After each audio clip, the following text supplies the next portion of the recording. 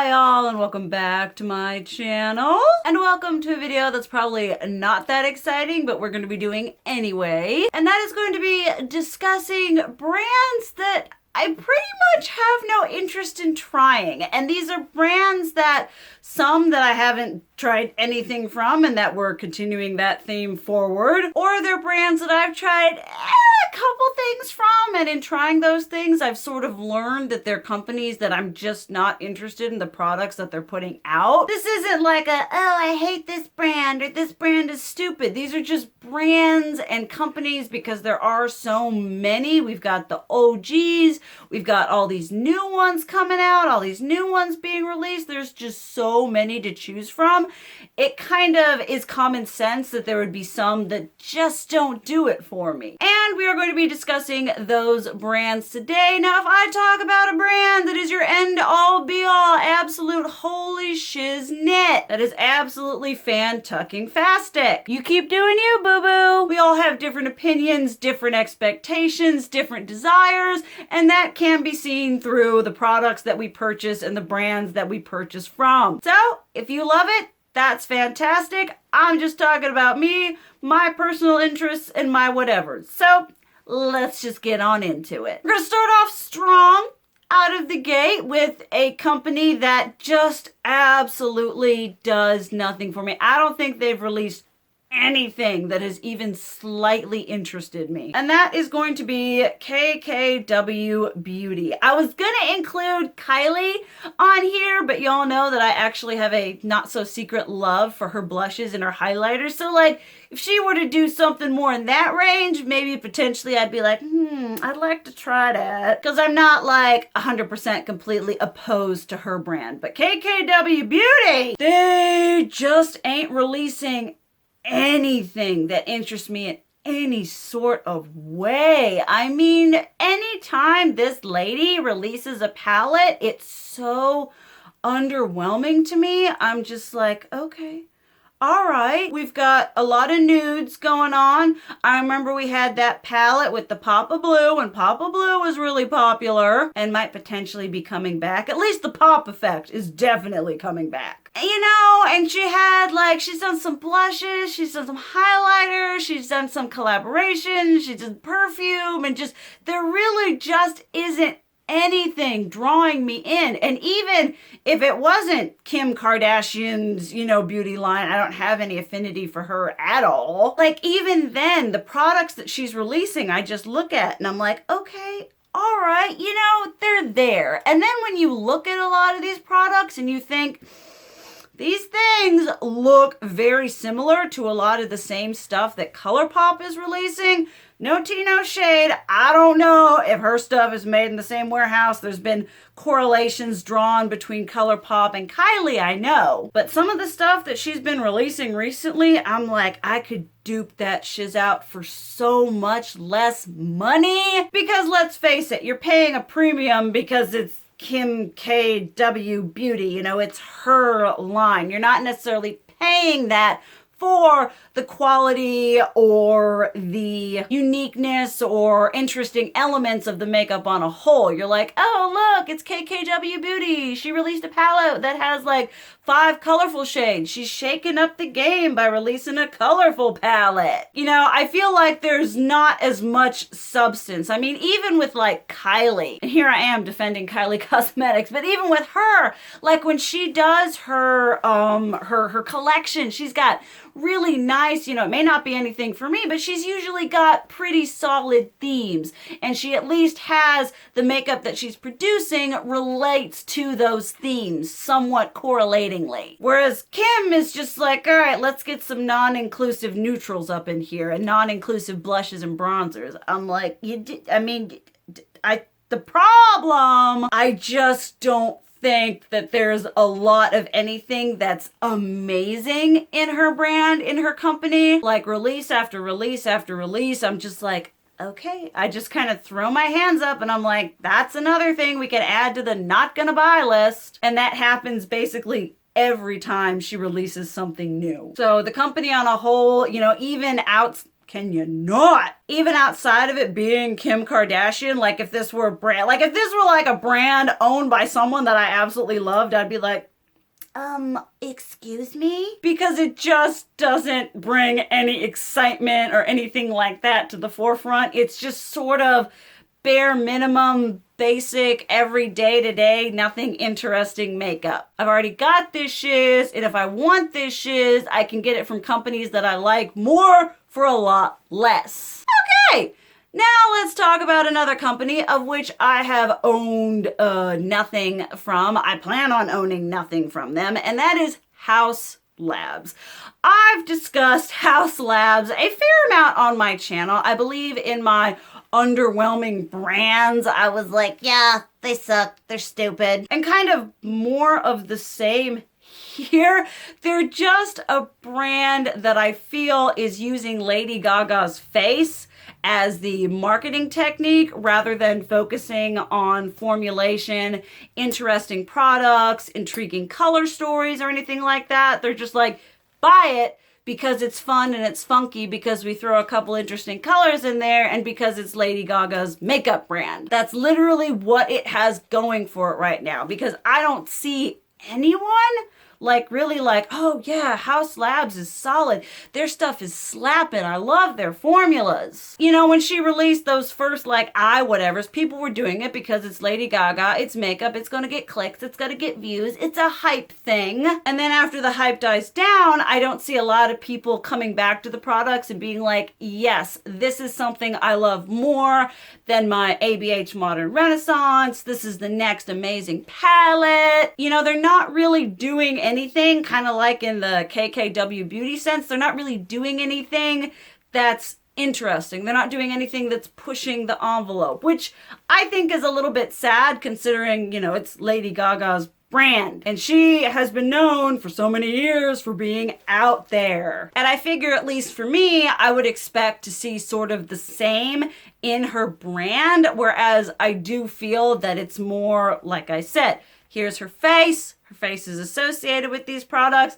That's why you should buy them. If any of y'all have tried, you know, one or maybe a lot of Haus Lab products and you think they're amazing, definitely let me know, because I'm getting a lot of static on this company from the circle that I'm in. I don't see anyone buying this shiz, especially since you have that awkward partnership with Amazon and Bezos is basically the Antichrist. So we do have that situation going on. But from a purely cosmetic point of view, it's just like they did a birthday one at some point, and I was like, some of those like 4-pan shadow things are cute, but I don't need to spend my money on 4-pan eyeshadow things that are cute, because I have like 9-pan eyeshadow things that are cute that I already have in formulas that I know and mostly trust. Like I said, it's just not, I don't know, it just feels kind of underdeveloped. And I did talk about that in the underwhelming brands, where it was just like, it hasn't really, its main focus has been Lady Gaga's face, and sort of because of that, it hasn't really found itself. You know, it hasn't found the niche and the place that it's gonna be and be all settled and happy within the community. So on a whole, it's once again, they've released, there was that one palette that they did that was like blues with a little bit of like peachy neutralness. Was sort of interested in that, but once again, not interested enough to put my money towards it. Then if we're gonna talk about a brand that I'm not interested in putting my money towards, let's talk about a big one, and that one is Dragun Beauty. Now, I don't have anything against influencer brands. You all know that Lunar Beauty by Manny MUA is one of my end-all be-all favorite brands. There is not a product that man has released that I don't absolutely love. If there was one PR list that I would like to get on, it would be Lunar Beauty. I would have died and gone to heaven. Like, my desire to be on their PR list now is more than the desire I had to be on Jeffrey's PR list when I was buying his stuff. I love Lunar Beauty aesthetically, formulation-wise, unproblematic. It's amazing. But not all influencer brands are created, how shall we say, equal. And Nikita Dragun, who I must admit, we've got to start this off with a little bit of honesty. She is not an influencer or a person that I am drawn to in any sort of way. I'm not a prude. I have an OnlyFans. You do you. It's your body. Hang your titties out, do whatever you want to do. But I must admit, I do get tired when it's like a release of a, what was it recently, a mascara, and it's like sex. I'm like, it's a mascara. I mean, I'm just like, do we need the girls for this? I mean, it's the same thing. Jeffree Star does the same thing. I mean, sex sells. That's just how it is. But again, sort of like that kind of objection aside, cosmetically, it's just not doing it for me. We started out with that stupid egg thing that had the color corrector and the 2 powders. Then we had the like futuristic Mars recycled plastic that we used to make the packaging of that face palette. You know, there's been sort of a lot of gimmicks going on in the releasing of these products and not a lot of focus on just the products are being good. Like when she like teased the face palette, she was like, you know, this is packaging that's been thrice times recycled and blessed by a child. And I'm like, okay, all right, that's great. What did we do to formulate the powders on the inside of this shiz? And then I'm sure if you asked her that, she'd have been like, well, it's got moon crystals in it. Okay, all right. And then we've got lipsticks, and then we've got those really annoying, you know what those 5-pan palettes actually remind me of? How they're kind of like disjointed but like together. You remember those fantasy palettes from Lime Crime? If I can remember, I'll like put a picture here. I own all 4 of them because I'm obsessive and have issues. But it's kind of like that situation where you're like, oh look, it's cute and unique, but you can't really, there's not a lot you can do with it. I love small curated palettes, but I guess 5 just isn't enough for me. I like 9. 9 is good. And just looking at this stuff and looking at it, I commented in the most underwhelming brands going into 2021, that pink birthday palette, which I said looked like a better curated version of the Melt Cosmetics Millennial Pinks palette. I thought that was really cute and really well curated, but it was a limited edition palette. And I'm like, so the best curated palette you have, the best looking one, isn't even one that's going to be around for a very long time. I just, you know, and then we're doing a mascara now, and I'm like, okay, I guess brands are releasing mascaras. Jeffree Star's got his. So, you know, it's not even so much my aversion to the person who's, you know, the head of the company. It's more just, even that aside, the makeup just doesn't interest me. And maybe I'm old, maybe I've gotten tired. Like if I look at myself now and the makeup that interests me compared to like the makeup that interested me like 3 years ago, it's kind of embarrassing and a little bit absurd because it takes a lot more to pull me in. I have actually gotten a lot smarter about what I'm putting my money into. And if I'm putting my money into something, it better be pretty fan-tucking-fastic, you know? Like, I don't know if I'll ever buy another rainbow palette besides that ColourPop travesty that I did because I've got the Viseart Grand Pro 3, which has all the matte, beautiful, bright, wonderful colors that I could ever want. And they're formulated to what I consider to be absolute perfection, but that is just me. So with Nikita, there's a scatterbrained sense of aesthetic. It's like, are we anime? Are we fantasy? Are we sex kitten? You know, I just need them to, like, once again, figure out who they are and focus on delivering something a little bit more interesting than 5-pan palettes and sex-driven mascara. Okay, this next one, this is definitely a brand that I'm not interested in ever purchasing from again. And this kind of developed over a series of events. For those of you who've been with me for an extended period of time, you have witnessed those said events. And that is going to be every teen, tween, beauty blogger's favorite brand, Morphe. Now, do not get me wrong. I have been tempted by some Morphe shiz. That second Jaclyn Hill palette with all the oranges and the purples and the pinks, I was like, I need you. But Morphe has proven to me, at least, to have really inconsistent quality, and not just inconsistent quality, but pretty shady business tactics.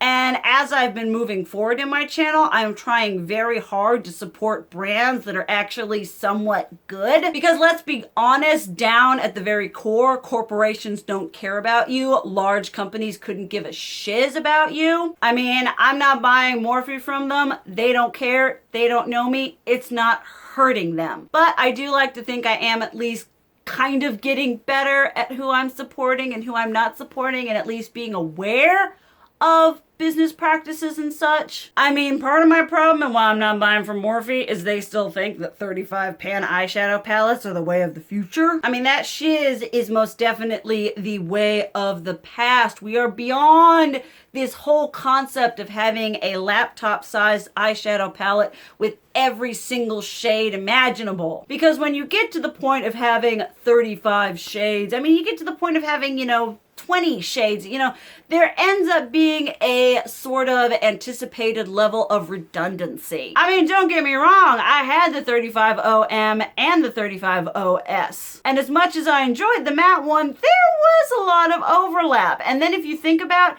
how many of these huge 35 pan eyeshadow palettes that they're making, if you own like 2 of them, you basically got enough.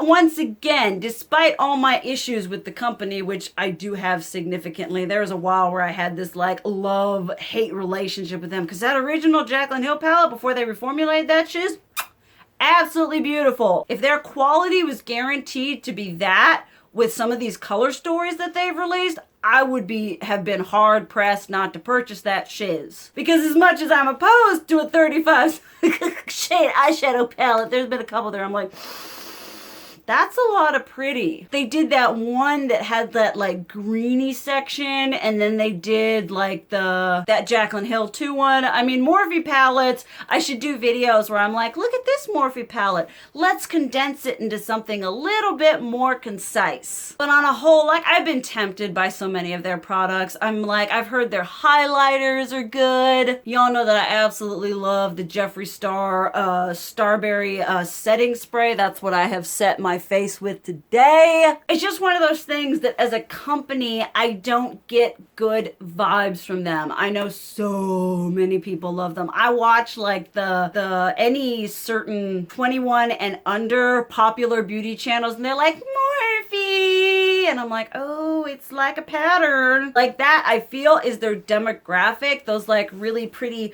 blonde and popular and really just like very stereotypically pretty, and those like just sort of bread and butter kind of beauty content creators, they love that shiz. I'm not saying there's anything wrong with being that. I'm just saying I don't think I'm really their demographic if I really think about it. And I'm okay with that. You've got Coca-Cola collaborations, you've got Lisa Frank collaborations that isn't even a new palette. I mean, there's just enough distaste for me to be like, I'm not going back into that. I'm not touching that anymore. I'm not letting that energy into my life. I don't need to support them. They don't care. Me not buying from them does nothing to them, but it makes me feel better about my makeup consuming choices. But I tell you, some of those, even as much as I rag on that 35 pan eyeshadow palette, there's some where I've been like, I wish I kind of didn't hate Morphe right now. Like if some of those color stories had been released by, I was about to say ColourPop, but I'm like, I've been burned by ColourPop big palettes recently. So I don't even know, but for now, I'm just not buying. I don't care if they're cruelty free. I don't care if they're somewhat affordable. I just don't want to mess with that energy in my life right now. Okay, now let's talk about a company that I haven't tried anything, and this is sort of a little bit different than the ones we've talked about so far, because I've tried nothing from them. I'm not really interested in trying anything. Like, okay, this is how it is with this brand. I have no intention of purchasing anything from them with my own money. Were they suddenly to be like, all right, we're gonna send you products, or if one of you all were to be like, here, try this, it's my favorite, I would try it, but I do not feel whatever to be investing any of my actual money into their products. Even though this is like a die-hard brand for a lot of people, it's a very fresh, dewy, healthy skin sort of oriented company, which y'all would think is my shiz because I love complexion, is amazing. And that is Glossier. I've heard so many, they used to be like this little like trendy whatever kind of brand. I'm not entirely sure what they are at this point, but I have heard good things about a lot of their complexion products. I was slightly intrigued by those like healthy dew sticks that had like the balm and then the little bit of shimmy highlighter. I was like, okay, all right, that's something I could kind of get down with. But sort of at the base of it all, a lot of their products seem to be a little bit gimmicky. Maybe. I mean, I know a lot of people really like the like cloud paints, those like cream blush whatevers, those things like that. They've got good glosses. I know that Abby Williams really likes and lusts after a lot of their stuff. She really likes their aesthetic. And I do too. Like I said, they're very clean, a very ethereal, a very healthy sort of natural looking company, which I do think in 2021 is going to be a really popular thing. We're going to be turning towards more natural, less heavy, less chiseled contour, that kind of thing. But for me and the way that I do my makeup when it comes to like the transformation thing, there just isn't anything about them that makes me want to spend my money on them, to even try out. Because like I said, if they were to suddenly be like, oh, we're gonna send this to you, I would try it out. But I wouldn't go in and be like, I'm gonna spend $18 on this thing and feel good about it, especially not with the sort of makeup budget that I have this year, which is basically non-existent. You know, like I said, they've been on the market for quite a long time. They've had a couple things that seem interesting. I've seen stuff in collection videos and in declutters that are kind of like, interesting, but not interesting enough for me to want to add it to the already disgustingly excessive amount of makeup I already own. That's another thing. They're more like natural brands, so they do have a lot of like cream and liquid products. You know that that's not really my jam. I did use the Natasha Denona Bloom Blush and Glow face palette for this shiz. But when it comes to a lot of other products, I don't like having a lot of creams and liquids in my collection because I know I'm not going to get the use out of it that I need before it goes bad. Because a powder I can hold on to and be like, all right, I've had you for 8 years. Are you still okay? Cream is like if you stop looking at it for 2 months, it's going to dry up and be gone. I have creams and liquids from a whole bunch of other brands that I really need to use that I don't for whatever reason, probably because I'm lazy. But once again, I don't use it enough that, like I said, I'm not going to invest in a bunch of this like fresh-faced cream and liquid stuff. You know, maybe in the future, but for right now, and everything like that, it's just not, like I said, not a brand I'm interested in putting my money into. Okay, these next two are sort of kind of in the same vein. They fall under the I've tried some things by them, one company. I even have some things that I love by them. But the majority of the rest of the stuff that they've been releasing and they've released, I can't be bothered about it, basically. The first one being Huda Beauty. Y'all know your girl loves Rose Gold Remastered, Desert Dusk. I love my new nudes.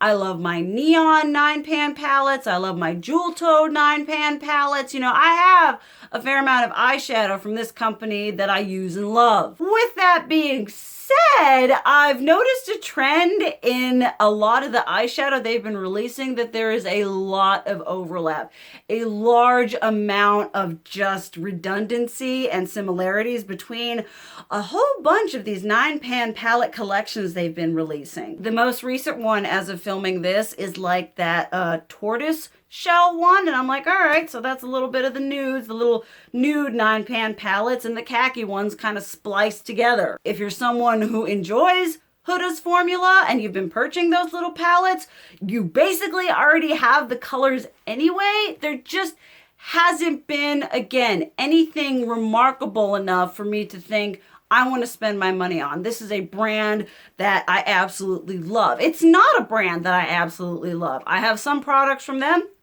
that are amazing. But on a whole, it's not like, oh, I love their lipstick. I love their foundation. I love their highlighters. I love their, it's not a case of that. Whereas a brand like Melt Cosmetics, the majority of their products that I have, I do absolutely love. So as much as I really enjoy the things that I have from them, I don't really, unless they come out with something that's like freaking remarkable and out of the box, I don't see myself purchasing some things from them in like the future. They do have. I've had a Sephora gift card I got for Christmas that I've been hoarding, and they have this new hydrating primer that they're coming out with, and I'm like, I'm gonna spend my Sephora money on that, and then I'm probably we're gonna stay away from Sephora. We're not going Rouge this year. But aside from that, there just hasn't been anything that interests me. Anytime they release an eyeshadow palette, small or large, I'm like, okay, that's just kind of another rehash of an eyeshadow palette you've already released. There hasn't been,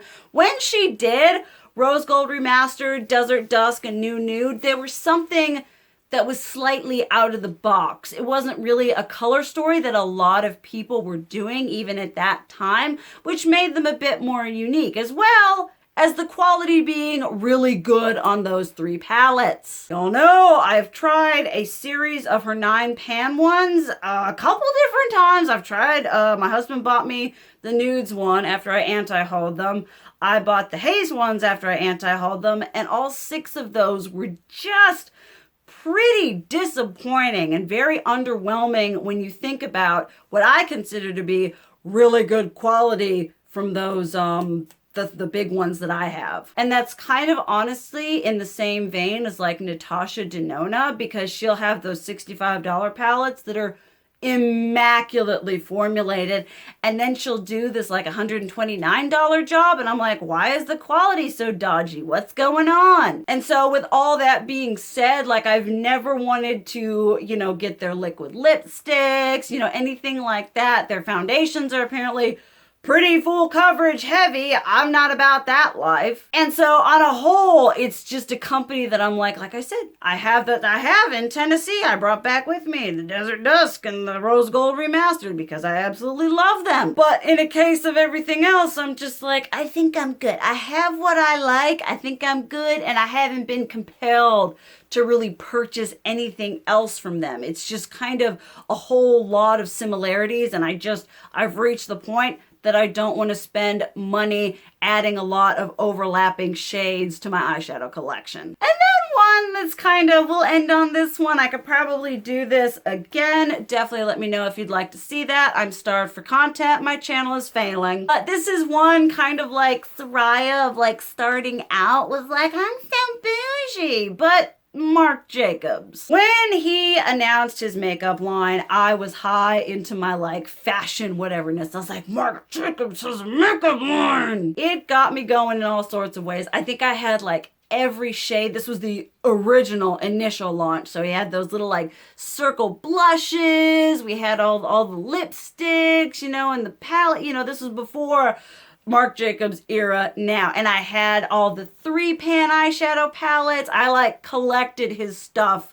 just to collect it. Although there was one eyeshadow palette that had a black, a green, and a red that I used consistently for my like undead vampire character looks. I recently posted on Twitter a throwback photo of me and 2 pictures. I'm wearing a like blonde boyish cut wig. The eyeshadow I'm wearing in that is that Marc Jacobs palette because it was my absolute favorite for doing those sorts of looks. But that being said, I bought all of it. Then he decided to have an existential crisis and he discontinued all of that shiz and was like, all right, I'm gonna come up with a bunch of new things. And he came up with those really those like skin fetish blushes or something that everyone was like, oh boy. And I never bought any of them because they were like, I don't know, they were pricey. They were like, I want to say like 42 or something. And then when they went on sale at Sephora, they were just gone. And then, he does those big highlighters and there's just nothing about the company now and how he does it now. It's all kind of like much more safe than it was. Obviously, I don't have any sort of information on how the first launch of the brand went if it wasn't doing as well with those sort of things. So we did this now. I know for a while there he had a lot of cult favorite products. The bronzer everyone loves. I remember that like contour and highlight powder duo. His like freaking coconut dewdrops. You know, there are some things that people absolutely adored. I mean, at one point I was dumb enough to literally pay $100 for one of his holiday palettes. But with that being said, that is not the Soraya of today. And again, stuff gets released by him that I look at and I'm like, okay, all right, that's kind of cute.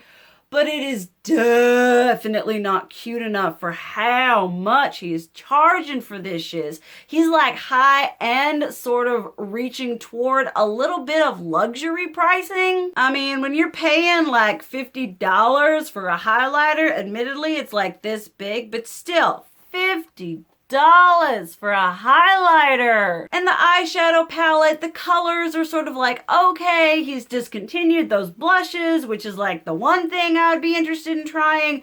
Just the new wave of Marc Jacobs, it honestly does nothing for me, and it may be a little bit eye-opening that maybe the company did nothing for me back then, but you know, I was in the idea of buying everything. Definitely a little bit obsessive about collecting rather than buying makeup that I was actually interested in using, if we're being completely honest, which is kind of sad, but at least I've made the realization now so I can move forward with a much healthier relationship with purchasing makeup. And because of that, and with that being said, I'm not going to be really interested in buying anything Marc Jacobs. It's just really expensive and there isn't enough about it to really add any sort of quality to the makeup that I already own. All right, but those are the brands that I am talking about today. Like I said in the beginning, if you love these brands, if these are your holy freaking grails, that is great. Y'all, keep doing you. Buy what you like. This is just me talking about my own experiences with what I need in my makeup whatevers. And with that being said, I would love to hear what you all have to say about these brands. If you be all like, girl, you have no idea you were missing out on this product, let me know down below. Obviously, I don't have the market cornered on makeup knowledge. I've just got one brain and one face to try it out on. So I'd love to hear what y'all have to say about that. But thank you guys so much for watching. I love you. And as always, keep it real. Mwah!